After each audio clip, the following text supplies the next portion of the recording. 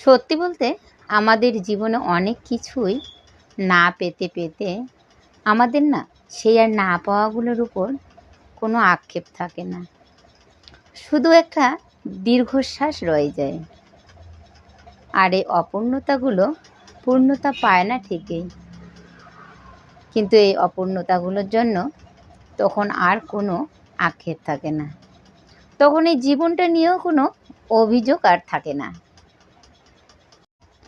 তখন কি ভাবি বলেন তো, সময় সবটা ঠিক করে দেবে, এই আশাও একটা সময় কিন্তু বৃথা হয়ে যায়। সময় আসলে কিছুই ঠিক করে দেয় না, আসলে আমরা সময়ের সাথে সাথে অভ্যস্ত হয়ে যাই, আর কিছু কিছু জিনিস না মানিয়ে নিতে শিখে যাই যে এই জিনিসগুলো আমার জন্য নয়,